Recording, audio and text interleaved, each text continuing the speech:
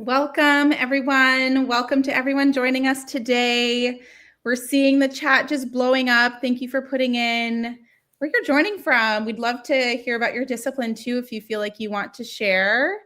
For those who don't know me, my name is Gen Drummond. I'm the CEO of Hummingbird Clinical Consulting, as well as a proud Jane ambassador.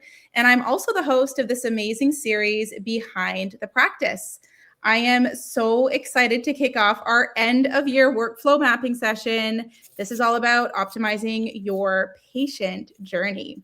So as we close out this year, this is the perfect moment to take a step back and zoom out and take an honest look at how our patients move through our practices. And this is from their very first contact all the way to long-term retention or discharge of that patient file. Today, we're going to break down each stage of that journey, identify what's working, spotlight some gaps, and uncover opportunities to streamline, automate, and really just elevate that patient experience. So our goal today for everyone on the call and anyone who's watching the replay is really simple. We want to help you end the year with clarity and step into the next one with a workflow that not only supports your team, but truly serves your patients. So by the end of this session, you'll walk away with a clear, mapped out process and actionable steps you can implement immediately. So let's dive in and start shaping a smoother, smarter, and more aligned patient journey all together. I am also so thrilled to introduce our guest speaker today, Dr. Julie Durnan, who is the CEO and founder of Ginger Desk and also a Jane ambassador with me. I'd love for you to introduce yourself. Hi, folks. Thank you so much for being here today. And Jen, thank you so much for hosting me and Ginger Desk today. Folks, I am Dr. Julie Durnan. I'm the CEO and founder of Ginger Desk. I'm also a naturopathic physician, and I have been a clinic owner and practitioner for over 20 years now.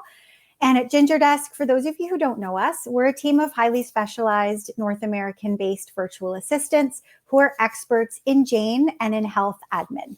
And we have worked with hundreds and hundreds of practitioners, from solo practitioners to large-scale clinic owners. And I'm so thrilled today to be hosting this, not just with Jane, but with Jen, because Jen and I have co-hosted many webinars together, and we have so much to share with you about this patient flow mapping and how this really will enhance your patient's journey through your practice and also your patient retention strategies in general. So I'm so stoked to be here. Thanks for having me. Now, here is our agenda for today, everyone. And everyone, notice we've got our holiday sweaters on today. So We're themed. We're definitely themed. We're dating ourselves for this recording, but we're definitely here in the moment. So here is what we're talking about today, everyone. Workflow mapping. This is what we're going to go through your patient journey through your practice. We'll be talking about the patient journey in 8 solid steps. So we'll go through the 8 stages that you can look at all together, cohesively, or in chunks so that they're really actionable and you can make some changes right away. So the goal with today is that you can treat this like a workshop and dive right in live with us. You can also flag some things for later. You can start implementing these things right away tomorrow in your practice, or you can save up and do all of it come January 1. So we want this to be actionable, easy, and in bite-sized pieces for you to handle. We'll be going through the most common pain points that we see in the patient journey, and then we'll be highlighting the Jane features that can provide solutions to those pain points. One of the exciting pieces of today is that we have a free tool that we'll be giving out at the end of today's session. It's our implementation guide for how to put all of this together. And then we have an exciting end of year giveaway that we'll be launching at the end as well. So thanks for being here, folks. And Jen, I'll pass it back to you. Thank you. I'm excited about the giveaway. All right. So what is workflow mapping? I think we get asked this question often because it may be something that our clinicians and practitioners aren't used to doing. But workflow mapping is really just the process of visually laying out every step a patient takes as they move through your practice. So that's from first point of contact all the way to follow-up and beyond. And what it does is it really gives us a clear picture of what's happening behind the scenes, who's responsible for each step, and where things may be stuck or getting, slipping through the cracks. So here's why it matters so much. First, it really helps us identify those operational gaps. So when you see everything laid out, it becomes obvious where you may have redundancies, delays, or just inconsistencies in that workflow. Secondly, it improves the patient experience. So a smoother journey makes patients feel supported, informed, and cared for at every touch point of that journey, which obviously boosts up that retention as well. Third, it helps to reduce administrative workload. So when your workflow is intentional and organized, your team isn't constantly trying to put out fires or just reinventing the workflow on the fly. And fourth, it enhances clinical efficiency. So clear workflows help to free up the clinicians to focus on what they do best, which is providing excellent patient care. And then finally, my favorite point is it creates a scalable system. So a well-mapped workflow really does become the foundation for growth, expansion, and consistent operations, no matter how you want your practice to evolve. So in short, workflow mapping, in my view, is really the backbone of a well-run, patient-centered practice. And you can also create workflow mapping yourself for specific segments of your practice workflows. So the goal here is to track where tasks are duplicated, where there may be bottlenecks, and where you may not be hitting your KPIs and why. So the goal is to stay curious and try and diagnose those challenges. When the workflow includes multiple team members, we can also look for things like where your team may have energy drains or what motivates and demotivates your team, and then go ahead and delegate or automate a portion of that workflow. You can also think of workflow mapping in phases of care. So as an example, you may have an initial discovery phase, an active or acute phase of care, and then either maintenance or discharge of that patient file. So everything that we'll review today is really a flexible framework that you can apply directly in your practice operations today. So we're going to get going here. So step one is awareness and a first point of contact. So our goal here is pretty simple. We want to be able to attract and convert your ideal patients, and we want to do that with clarity and ease. So this is where potential patients form their first impression of your practice. And I often say every detail really matters here in brand alignment. So with Jane, we have a couple features that we can help leverage to help achieve that. So the first one is online booking. So this gives patients a direct, frictionless way to take action the moment that they're ready, and there's no back and forth and returning phone calls or emails or barriers in booking for them in that way. The next one would be the branded booking page. So this ensures that your patients land on a page that feels polished, trustworthy, and is really aligned with your clinic's identity. And then finally is your provider profiles and service descriptions. So these give patients the clarity they need to choose the right practitioner and the right service for them. And when patients understand exactly what you offer and who you are, they're far more likely to book that initial consult or intake or first appointment with more certainty. So next, we're going to move along to our mini assessment. So Dr. Julie's going to take this away, and we're going to do these mini assessments and answer keys for every subsection of this journey. Okay, here's the fun part, folks. So grab a pen and a paper if you have it. If not, use your phone and go into your notes section or open a Google Doc on your computer, but have some way to work along with us, because this will be so helpful if you can do this in real time. So this is a chance to see how your workflows are really performing, and you can consider this a little bit of an audit.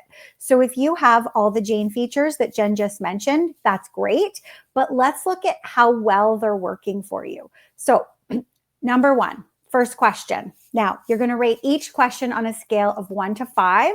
1 is not true at all. And number 5 is very true or fully optimized. You love it. It's dialed. You're really stoked with how that feature is working for you and how this workflow is working for you. So The first question, everyone, I want you to get your pen out now. Do potential patients or clients, if you call them that, clearly understand what you offer? So you might offer a variety of services. It may not be all listed on your website or on your Jane booking page. It might require a whole bunch of education that you have to do in your first visit. Do they clearly understand it before they've come in? Do potential patients know what the heck you offer? Okay, 1 to 5. Rate it. Once you've given yourself a number, I want you to come into the comment section here and let us know. How are you doing?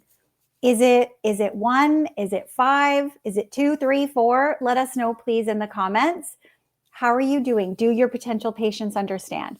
Now, question 2, is booking visible and accessible online?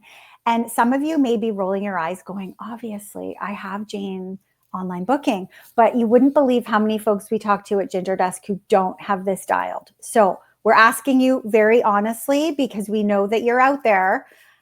Is your booking visible and accessible online? And what's the number? So now you can go into the chat and let us know. Is it 1, 2, 3, 4, 5? How are you doing with booking? And I'm going to keep rolling here. Oh, 5 and 5. Nice, Kim. That's great. I love it. Keep going, folks. This is great. The third question, do your providers or service descriptions reduce confusion? Are they simple to follow? Are they concise and get to the point? And do they really allow potential patients to know exactly where to book and what they offer? So are we clear on what the providers offer? Are we clear on what the services are? 1 to 5. And then the fifth one, or the fourth question, do you have a low lead to a high lead to booking conversion? So what's your lead to booking conversion rate? Is it excellent? Does it need work? 1 to 5. Let us know, folks. Okay, now the next one. Oh, we've got Jane just joined. Have to have Jane set up. Got it. Awesome. You're getting there. Okay, now you're going to add those answers up. If you landed on 17 to 20, and this is going to be the same for every section that we do. So I'll say this now in detail, and then we can be a bit quicker after. Add those numbers up, okay? If you landed between 17 and 20, you are at the optimized awareness stage. If you landed at 13 to 16, you're still strong. You've got minor opportunities to raise awareness and really refine some sections. If you've landed at 9 to 12, you do need some improvement. Patients might be a little bit confused. There might be some details you're missing, but there's some opportunity there for you to reduce friction. And then 4 to 8, you are at risk. Your build out is not yet developed. Patients are probably unclear when they get to your website, your booking page. It's not obvious to them where to go, and conversion is low. Mm-hmm. All right. It looks like everyone here is doing quite well, though. Yeah. I'd love to hear your added up tallies to see where people sit. Yes. And we'll move through this a little quickly so we can get to the next area, but we'd love to hear that. Great. So we're checking the chat here. So some of the common pain points, Julie, did you want to chat about that? You go ahead, Jen. Okay. So some of the common pain points, I think, Dr. Julie, you've covered it as well, but we often see low website conversion or just booking conversion when there's confusion at this stage. And patients may book an appointment that they don't actually need. So they don't even really understand what they need yet. So we've seen some great benefits with having that initial discovery call being on there. Some clinicians will charge for it, others won't. Maybe they'll automate an initial intake form to go out so that they can prepare for that discovery call. But really going through this phase and knowing that you're trying to optimize the patient's understanding of who you are, what you do, what your mission is, and creating alignment so that they are aligned with your care philosophy before they even walk through the door. All righty. We have so many different answers here. I love that. Thank you so much. We have everything from 8s to 20s. So thank you for adding that into the chat. We're going to move on to our next phase here. I'm just going to jump into this for 1 sec, Jen. We've got Michael Williams is asking, do you have examples of businesses doing all of the above at a 20 out of 20? We do. And we're going to get to that at the end. We have a tool that's going to show you how to get 20 out of 20. So stay tuned. Thank you, Dr. Julie. Alrighty, the next is inquiry and booking. So Jane helps us achieve this in several key features. We talked a little bit about the online booking system, which allows clients to book on their own time, without needing to call or get a confirmation. But to do that, you really need the language to be aligned with your care philosophy and be hyper clear on what you're providing while attracting your ideal patient profile. And the next is booking notes and staff notes. So this ensures that all important information is captured as well as shared internally. So that means that every team member gets to stay informed. Clients receive consistent, personalized service as well.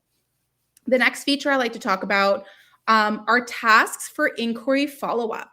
So these can be reminders that helps us stay on top of potential clients, ensuring no inquiry slips through the cracks. So let's say somebody did book a discovery call, but maybe they no-showed or they didn't book their initial. What are you doing to help capture them to get them back on your schedule? We can use tasking for that. And then finally is appointment policies that are displayed on your booking page. So clients know exactly what to expect. And this type of transparency really helps to build trust and reduces confusions as well as cancellations or no-shows. So we're going to move on to our next mini assessment here. Okay, folks, here are your questions for this next assessment. So get your phone back out, get your pen. Do patients get clear answers when they inquire? Do they get clear answers? So they might be calling, texting, emailing. Are they getting clear answers every time they inquire? How are you faring here? Number 1, not really. Number 5, totally optimized, systematized. Everyone's getting the same answer every time. Oh, yeah, everyone's doing really well on this. Okay, people are getting clear answers from these attendees. Okay, then we're going to keep going. Do all admin staff collect the same information? And this is how we know that you've got an SOP. You've got a really clear workflow for booking. Is everyone who's contacting, who's in touch with these new prospective patients, are they always collecting the same information? Oh, we're doing well again. Okay. 4.5. I love that we just busted out decimals. Yeah. This is great. Do you track unconverted inquiries? So inquiries that may text, phone, email, and they don't end up booking. Are you keeping track of that? Okay, we're seeing some low numbers here, okay? Some area for improvement, definitely. And lastly, folks, are your policies communicated before booking?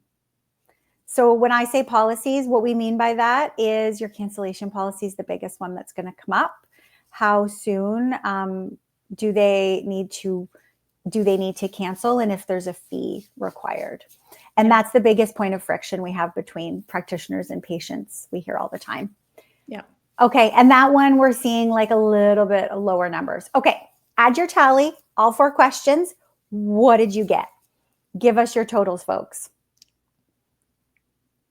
The last one was kind of all over the map.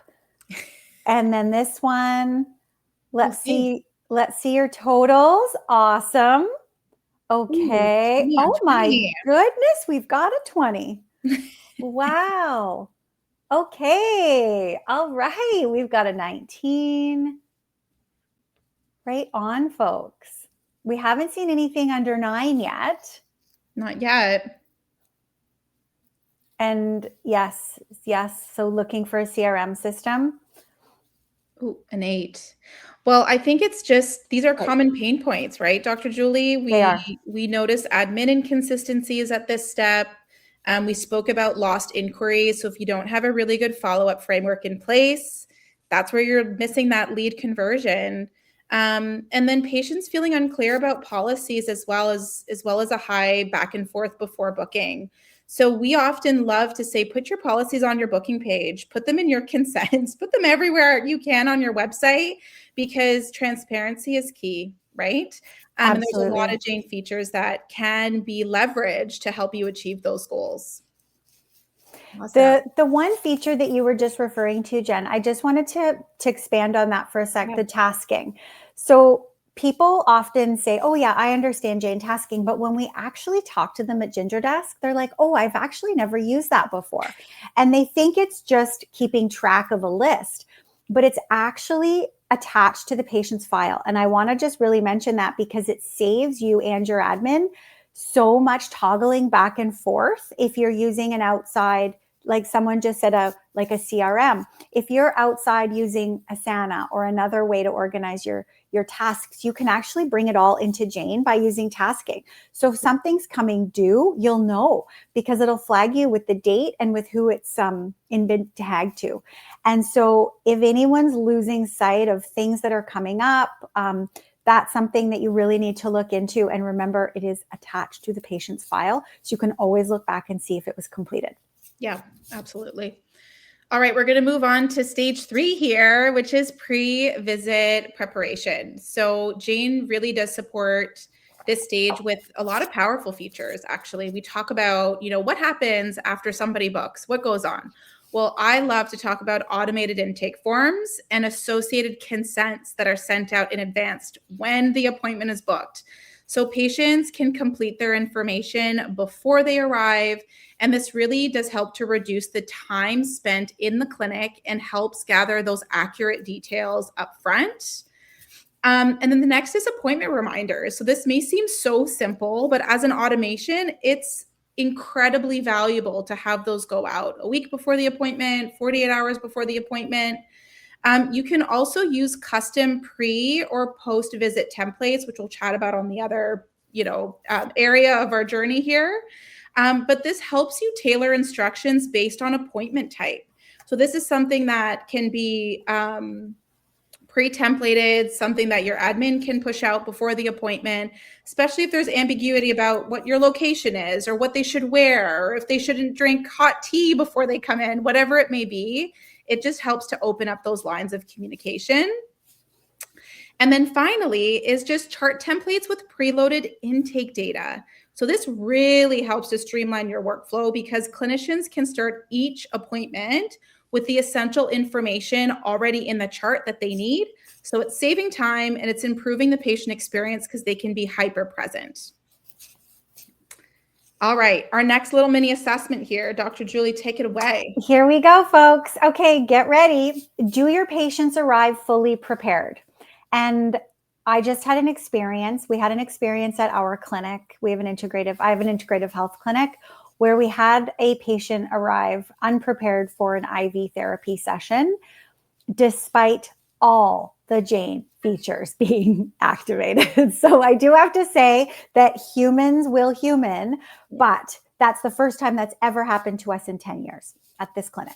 So do your patients arrive fully prepared? And the best part was we could go back and see that actually she had received all of the reminders. And so it was nice for us to say, actually, we showed you all of this. So the red receipt, like they were red. Exactly. We knew that she knew to eat before the consult. So do your patients arrive fully prepared? Next one. Are the intake forms collected on time? So when you go to show up for your initial consult with your new patient, is their intake form ready? Is it done? Is it there? 1 to 5. Number 3, are reminders consistent and are they automated? And for us with this IV patient, it was so great for us to know we did everything we could. We sent all the reminders consistently. They were totally automated. Are your reminders consistent and are they automated? People need a lot of reminders. They depend on that these days. And number 4, folks, our clinician, we've got a lot of great marks here. Yeah. Are clinicians spending too much time on pre-visit tasks? There's so much that can be automated here. And if that's the case, you want to this might be a workflow where we start to see some pain points.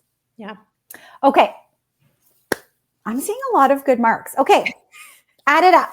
Add it up and share, please, in the comments. How are you doing in this section? My sense is we're going to see some high totals. Yeah. Look at this. 16, Wonderful. 18, 18, 18. Oh, Linda, 4. I think that might be from the one question for Linda, not the total. This is great. It's such an important step too, right? Because it impacts the clinical workflow. This is great. This section seems to have less pain points for this crowd, for sure. Yeah, which is great. Wonderful. Well, and we still see common pain points in this section. And to your credit, Dr. Julie, you had 1 in 10 years. Yeah. But you had the systems in place to then allow at least some dig into the data to say, you know what, we actually had all of this framework solid. It's just humans were being human for you at that time. That's right. But we can see if you're not automating your intake forms or your consents and you're pushing them out or having to follow up, it can be a big time drain, right? And now we can run a report to see who's not filled out their intake. So that's even better with being able to do that with Jane. Alrighty, I'll move on to our next stage here, which is the first appointment. So Jane really gives us several tools in this stage. We spoke a little bit about chart templates, but I want to talk about shared chart parts as well, because this helps to standardize our clinical documentation. So this helps to guarantee that every practitioner follows the same high quality process, and it creates a reliable and consistent experience for the patients, as well as for efficient charting. So you can opt in for the use of things like phrases, develop shorthand, or even using AI Scribe. And I love to talk about how leveraging technology directly impacts the patient experience and how it leads to more meaningful connections, right? You're not behind your computer trying to type everything out in the session. The next point I have is just task assignments. So we spoke a little bit about that, but it also allows us to delegate follow-ups and next steps right away directly from that patient file. So this helps to keep the team organized and ensures nothing falls through the cracks. So example, if you're doing a new patient consult and you want to book their next series of care, you don't want to have to walk them to the front desk, explain everything to the front desk. You can create a task assignment or even a chart template for that. So there's a lot of flexibility there that's aligned with your care philosophy. And then finally is the integrated payment collection. So this lets us complete payments smoothly and really professionally. So it reduces any sort of admin friction. And you can do that for both in-person appointments and telehealth. So we'll move on to our mini assessment here. Okay, folks, and there was a question in the chat that Jack just answered. Are we going to be getting a copy of this? And the recording will be posted. So if you're not getting to all these questions right now, not to worry, you can go back to it. We just want to explain them at this point, and you can fill them out if you can keep up. I know it's a lot. Yeah. Okay. First question, is your check-in process smooth and is it consistent? 1 to 5, folks. Is it smooth and consistent? The next one, are charts standardized across providers? I expect to see some low numbers here. Let us know in the chat. Are your charts standardized across the providers in your clinic? Holy 5s. Right on. Okay. I'm going to get to the point then. Does anything fall through the cracks afterward? Does anything fall through the cracks after that first appointment? After the first appointment, are things falling through the cracks? Okay, last one. Is payment processing seamless? Is it frictionless? Because this can really impact the patient experience. Absolutely. Waiting at the front desk to tap the whole long queue. Okay. What is your total, folks? Give it to us. First appointment success rate. I sense it's high, but I think there's some work we can do here. I saw some lower numbers in there. All right.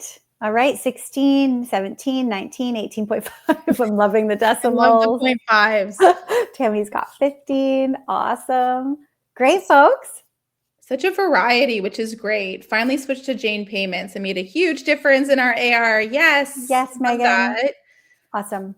Again, we're running through these touch points in this way because we see these common gaps, and it's it's common for a reason, right? We're seeing numbers all over the place, which is great. So we'll sometimes see disorganized check-ins, documentation inconsistencies if you do have a larger practice with supervision. The biggest part here, though, when we talk about retention is follow-up steps being forgotten. What has to happen next in order for the patient to be booked back in? So maybe if you're a chiropractor, you have to review their initial radiology and scans before they can have the report of finding. Or if you're an ND, NP nutritionist, you have to review their labs before they come in for their follow-up. How is that occurring seamlessly in your practice? So in this case, we can do things like tasking our admin, making sure that their follow-up appointment is booked after their labs are retrieved or after the radiology reading comes in. There's a lot that you can do here to leverage the technology that you already have in your practice. Awesome. I know we're cruising through here, but everyone's doing great.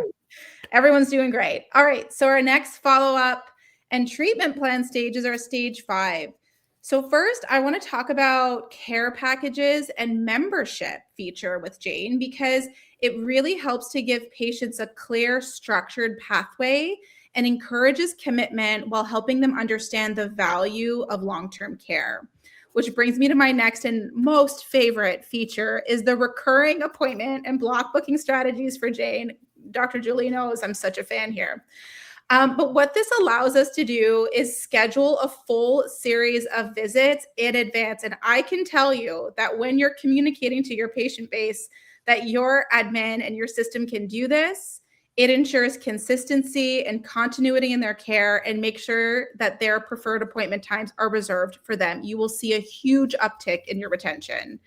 It also helps to minimize scheduling gaps and reinforces the importance of them sticking to their plan.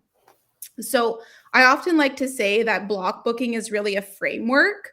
So, as an example, if you were booking a series of appointment to either a reeval or progress exam, you're going to want to have your admin set a task for that milestone appointment to ensure that the patient completed their plan of care.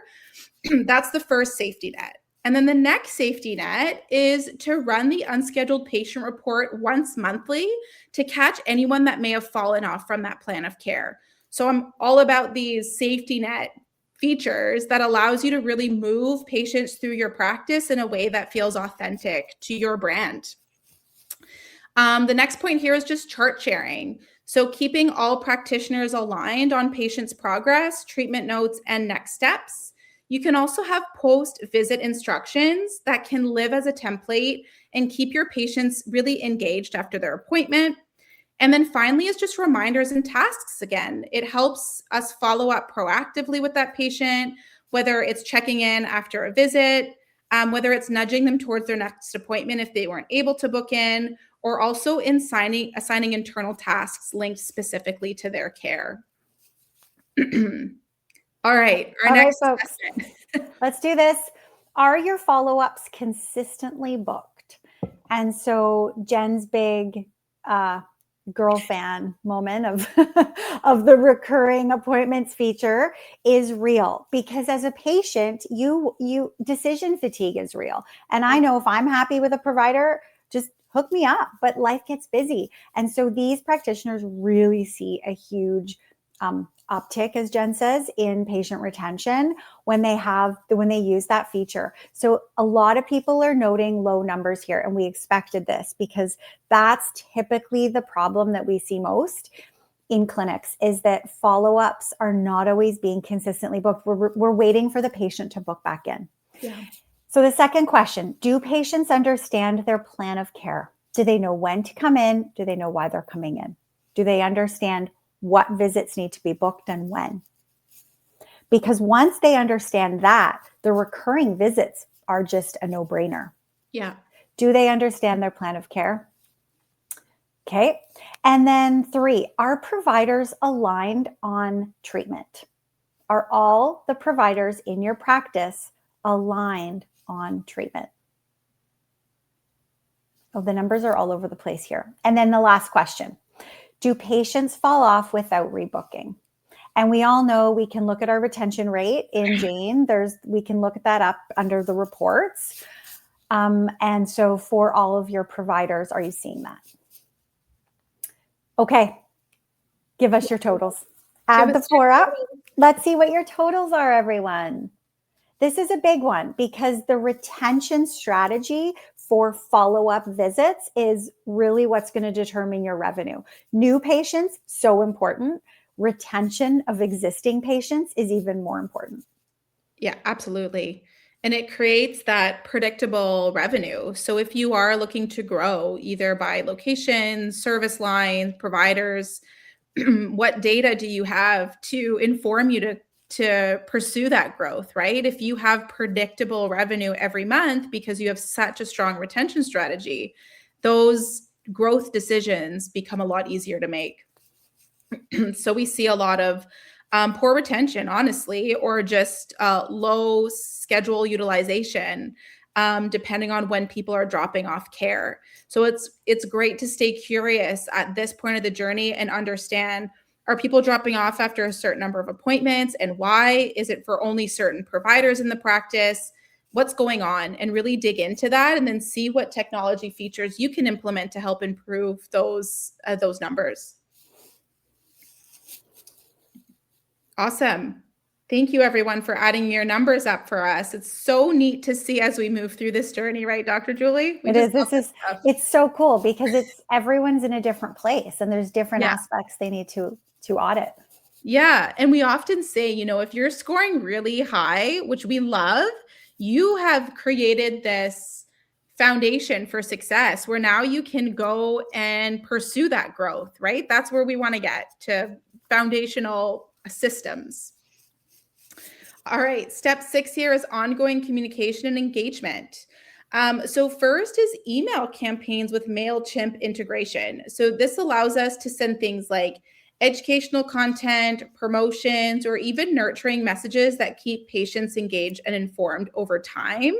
The one thing I like to mention here is if you're having a low output of patients opting in for marketing, I actually love to put it in the consent section of your intake forms, allowing them to really understand why you'll be reaching out to them. It's not spam.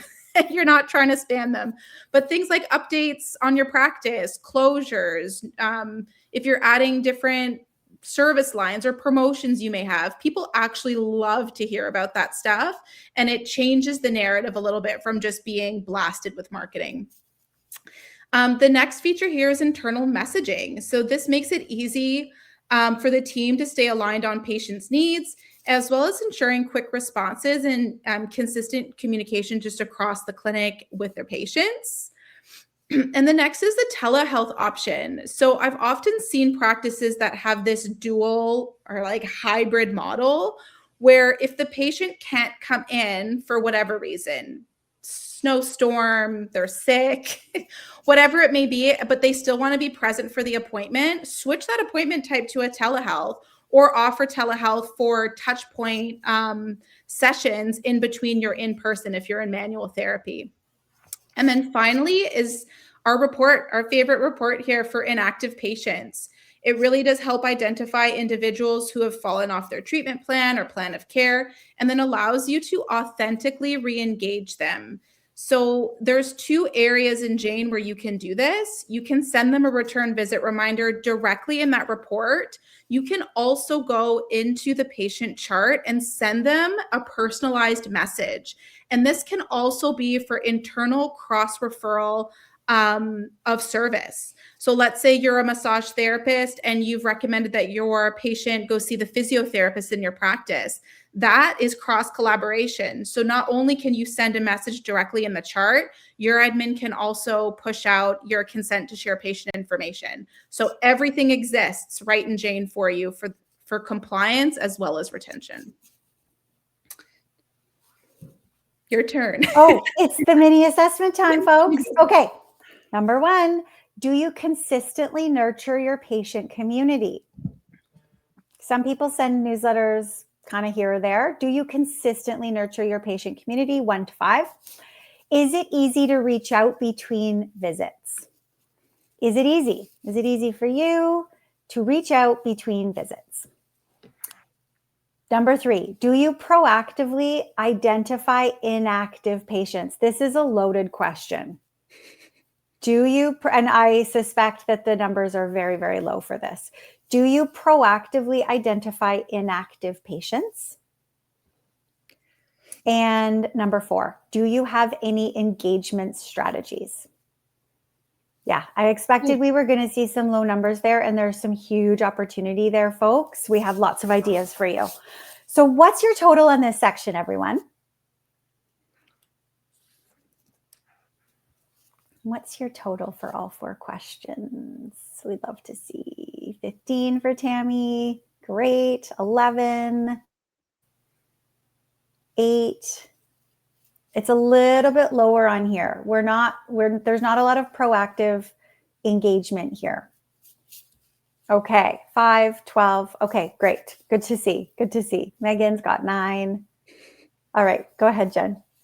Well, no, it's just great to see, because it's something I think Ginger Desk does so well, is in that proactive outreach. And not just outreach to existing patient base, but also to referral partners. And there's, my whole idea on the safety net. It's always having these safety nets in place that allows you to move forward with optimized systems.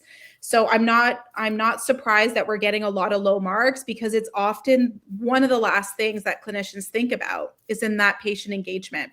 Post-visit instructions, engagement emails, like keeping them involved in the care process is all something I think Ginger Desk just does so beautifully. Awesome. Thanks, Jen. Of course. All right. We're going to move on to our next section here. This is our last section. I know. Okay, everybody. People have been with us. Stay with us, folks. You've got 4 more questions to answer. Okay. Yeah. So this is billing, reporting, and feedback. So first, I'd love to just chat about integrated invoicing and payments. So it makes the financial side very simple and transparent for both the clinic and the patient when everything is handled in one place, as well as insurance submission and claim tracking. And then we also have the ability to do receipts, statements, and super bills. And then finally is feedback forms and surveys. So this gives us valuable insight into the patient experience. And this can also help us identify what's working well and where we may need to improve.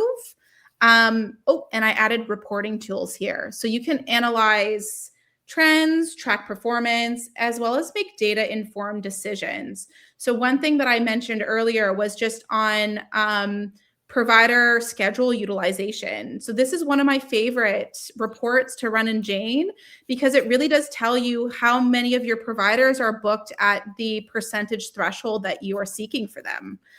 So that's a really great tool I wanted to mention. All right, we're cruising here. Mini assessment time. Okay. Are your invoices and payments consistent and efficient? 1 to 5, folks. Are your invoices and payments consistent and efficient? And I saw a few people were asking for us to repeat a question from the last slide. So you'll have to see the recording. I know some of them went fast.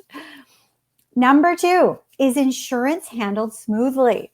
Insurance is a big one for people, whether you're in the US handling insurance and you've got a biller, or whether you're doing direct billing in Canada. Insurance is a beast. Mm-hmm. Is it being handled smoothly for you right now? Number 3, do you collect patient feedback? And I want to kind of add to this, do you collect it regularly? Yeah. Do you collect patient feedback regularly? And number 4, do you use reports to guide your decisions? And we'll talk through who can help you to source these reports so that consistently you're being served with them so that you can stay on target. Okay. Total here. A lot of this is advanced business planning, right? And we expect to see some friction points here. Yeah. So what is your total for this section? 11, 12, 11, 11, 16, 14. Okay, we've got some opportunities. That's what we see. Lots of opportunities to delight your patients. Okay, great. Awesome. Thank you for sharing, everyone. Okay, we are going to move on here to putting this all together. I'm going to let Dr. Julie take this away and talk about our implementation guide. Okay. Excited about. So everyone's going to be emailed with the recording. Jack mentioned at 2 p.m. PST today. If you're here watching the recording and you weren't live, you will have received this recording in your email. We're also attaching in that email our free tool. And this is the guide to the end of year workflow mapping. So the benefit of workflow mapping is that you can reduce the admin burden on yourself and on your team, improve communication between you, your team, and your patients. And the biggest one that we could have had written actually here as number one is you can improve patient retention through these workflow strategies. So together we went through these 8 sections, and Jen told us the common pain points and the Jane features you can outline. But by mapping out these workflows, you can then delegate certain aspects to your admin team to better support the workflows, get them all documented, and ensure that patients get a consistent experience every time.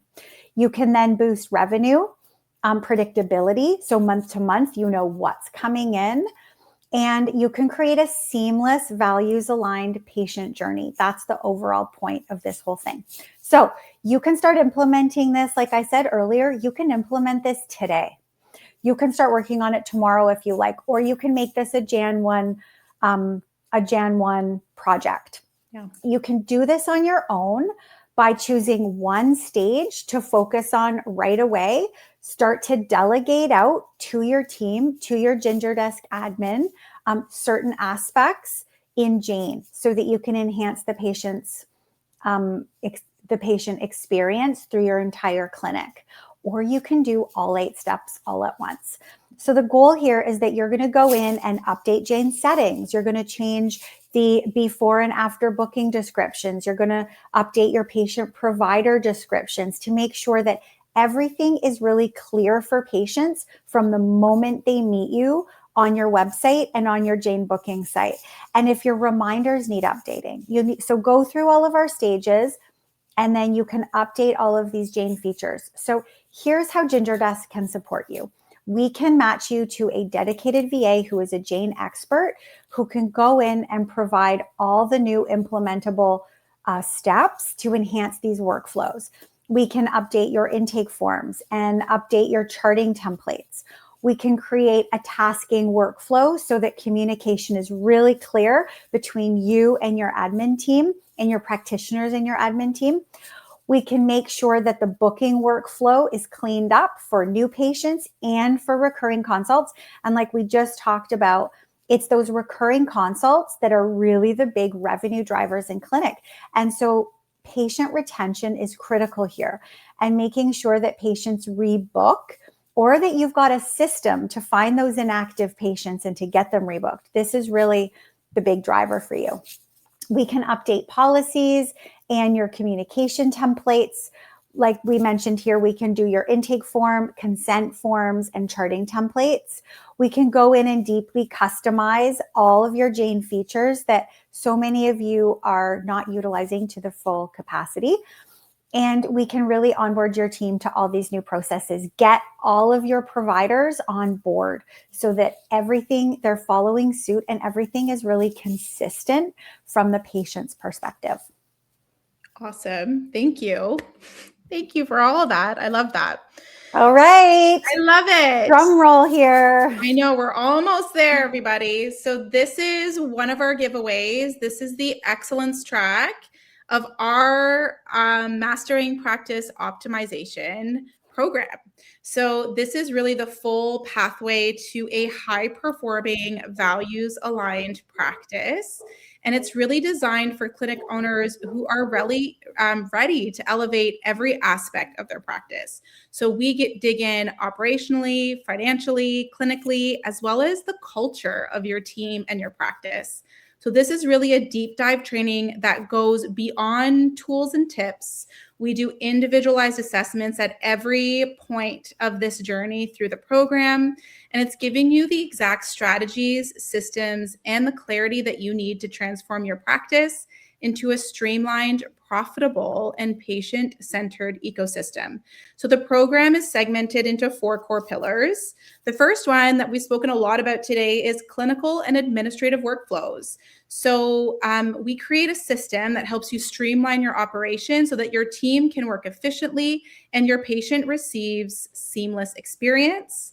The next, we dig into your financial health. So how to build predictable revenue, optimize profitability, and gain confidence in your financial decisions. And then the next is your team and leadership development. So we want to help you strengthen your culture, empower your staff, and lead with clarity and impact. And then the last, and probably my favorite, is values-aligned marketing. So we want to help you attract the right patients and communicate your practice's mission in a way that really resonates and converts. So in short, our excellence track really gives you the structured step-by-step pathway to create a practice that performs at the highest level, operationally, financially, and culturally, while really staying true to your values and your mission. So we're going to give away 1 seat valued at $3,500 for this. And then everybody today will get a link to our practice growth masterclass for free. And so this is a 2-hour mini course, and it's designed to really give you an inside look of what our full program entails. And it includes things like reflection pieces and guided activities to really get you on your way to full practice optimization. And we are right on time. So we are ready to announce our winners for today. I'm so excited. All right. So am I. Behind the practice giveaway. Here we go. So the winner of Mastering Practice Optimization, drum roll, Sarah Ruthenberg. Sarah, are you on our call today? If not, we will contact you for your winnings. And then the next one here. Awesome. Okay, now we've got an iPad Air to give away from Ginger Desk. Now, who is our, can I get another drum roll? I love that Sarah in our chat is giving us drum roll. All right. Olivia Donaher, you won an iPad Air. Congratulations. You can use this. You can use Jane on your iPad Air in consults, or you can have it at the front desk so folks can check in themselves there. Thank you so much, everyone. Congratulations to the winners. This was so fun. We have a couple more minutes, so I'd love to open it up to any questions. We can maybe answer 1 or 2. If you have any questions about Ginger Desk or our program or anything that we've even spoken about today on the framework of workflow mapping, because it is a framework, right? So it can be very flexible based on what you're looking to diagnose, the challenges that you may be having in your practice. People just seem so grateful. What a wonderful end of year session. Aw, this is so lovely. Everyone here is, what a great community this Jane community's got. Oh, we're so happy to be here. Thanks for being here. Our pleasure. Any last questions? We're happy to answer anything. Absolutely. We'll be sending out the recording shortly. So you'll get the recording. You'll also get the implementation guide. You'll get the link for the free seat in our masterclass. So everyone will have access to that as well. Please go and watch it. It's only 2 hours, and it really provides you with a great foundation of those 4 core pillars, as well as what we spoke about today. So go watch it because it's free. And someone asked about reaching Ginger Desk. You can reach us at gingerdesk.com. And I know Taba mentioned our link there in the comments as well. Awesome. Great. Awesome. Thank you, everyone, for being here. So wonderful. Thank you. Alrighty, I will see everybody in the new year for our next Behind the Practice. That will be happening on January 27th with Articulate Design and Dr. Julie Durnan. And this is all about designing your front desk area. And I can't wait to have both of our Jane Ambassador community back on in the new year. It has been such an honor hosting these for these last 3-4 months now, 3 months, I guess, that we've been in the community. I created this series just out of love for community, of wanting to connect with people across disciplines, across geographies, and really getting together to uplift one another and support each other through the work that we all love so much. So thank you for being here. I can't wait to see everybody in 2026, and I wish you all a wonderful holiday. Thank you, Dr. Julie.